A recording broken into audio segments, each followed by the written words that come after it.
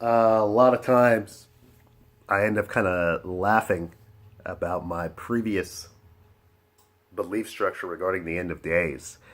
And this week I was thinking about the verse in Matthew 24, verse 37, where he says, "And as the days of Noah, so also shall the coming of the Son of Adam be."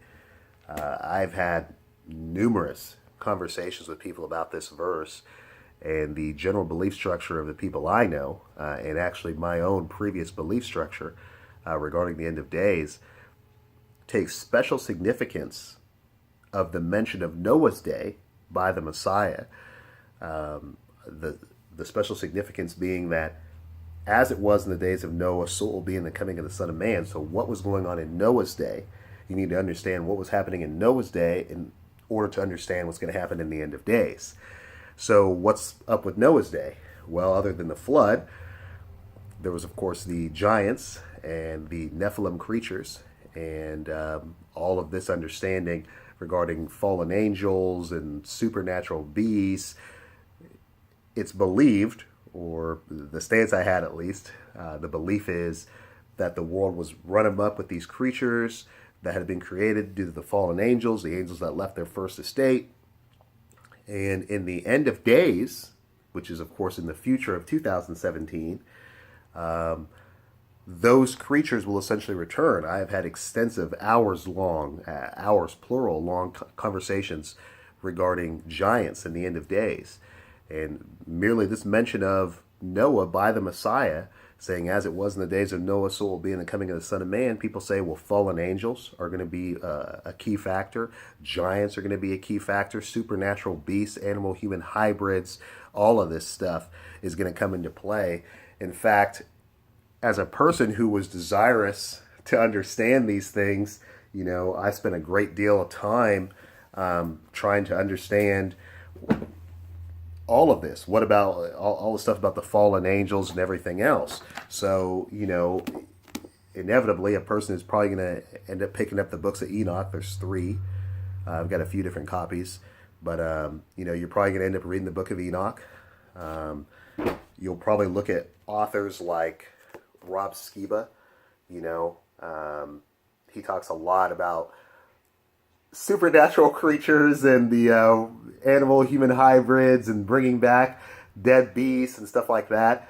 And this is what he believes, is that verses like this are discussing fallen angels and their effect in the end of days. This is an unresolved issue, supposedly, in the Bible. Here's actually a pretty good one on the Nephilim creatures. I mean, you definitely gotta get into the Nephilim alien animal hybrid, demon magic stuff. You got to get down this road if you're going to understand the end of days being in our future and the connection between our future and the ancient days of Noah.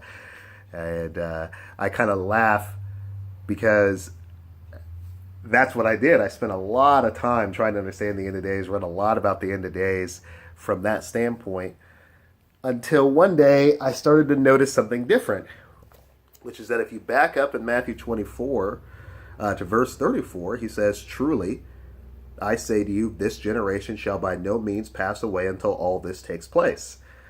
Which, of course, if you're reading that verse according to context, can only mean that the current generation that was there that heard Jesus say these words, the event is happening to them. That's the only way to read it, and read it according to context. That's it. And in fact, the mention of Noah's day, there in verse 37, "And as the days of Noah, so also shall be the coming of the son of Adam. For as they were in the days before the flood, eating and drinking, marrying and giving in marriage, until the day that Noah entered into the ark, and they did not know until the flood came and took them all away, so also shall it be at the coming of the son of Adam."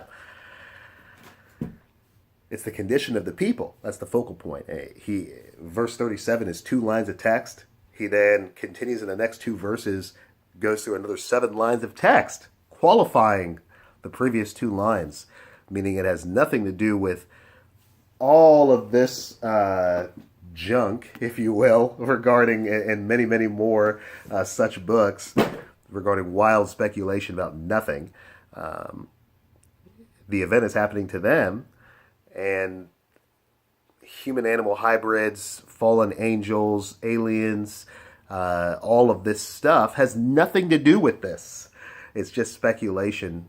It's, fuel for the imagination. That's it. When the Messiah mentioned Noah's day, he's talking about the absent-mindedness of the people, the condition of the people, unaware that the destruction is coming quickly. And guess who the destruction quickly came upon? The individuals that were living then, the current generation. 70 AD, the destruction of Jerusalem and the temple is the end.